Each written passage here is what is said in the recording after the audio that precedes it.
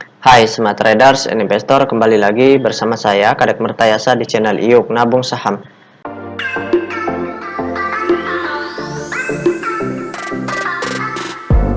Nah, di episode kali ini kita akan membahas salah satu perusahaan yang di-request oleh LDED.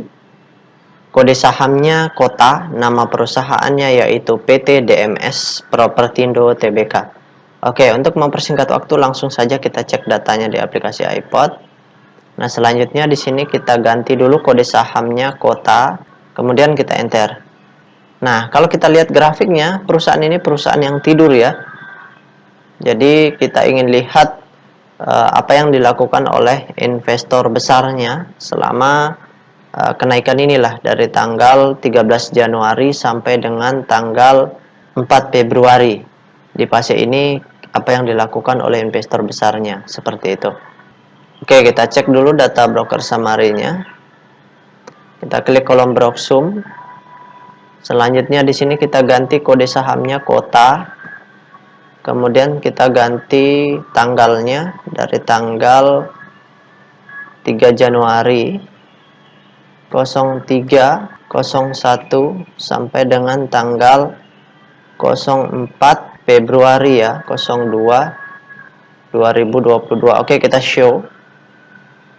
Nah, berdasarkan data transaksi atau data broker summary dari perusahaan PT DMS Propertindo Tbk ini, kalau kita hitung total lot yang dibeli dengan total lot yang dijual secara keseluruhan dengan menggunakan tools tambahan yaitu Detektor, maka dapat ditarik kesimpulan bahwasannya selama dari tanggal 3 Januari sampai dengan tanggal 4 Februari, jadi di fase ini ya, itu investor besarnya melakukan aksi masif distribusi. Jadi di periode ini investor besarnya masif distribusi. Jadi wajar setelah masif distribusi harga sahamnya langsung tidur panjang ya, tidur panjang sampai sekarang pun masih tetap tidur. Seperti itu. Oke, kita tutup data broker summary-nya. Nah, kalau keadaannya seperti ini sampai kapan dia akan tidur itu kita berharap ada investor besarnya atau investor semi retailnya. Seperti itu, mudah-mudahan ada ya. Nah, kemudian kapan mereka akan markup kita tidak tahu, jadi kita sebaiknya sabar menunggu. Oke, untuk rekan-rekan yang ingin bertanya atau yang ingin request, silahkan komen di kolom komentar. Untuk yang ingin bergabung di grup channel Telegram kami, silahkan klik linknya ada di kolom deskripsi. Nah, selanjutnya kita cek data peta kepemilikannya supaya kita tahu, semoga ada investor besarnya agar kita bisa berharap harga sahamnya bisa naik lagi seperti itu.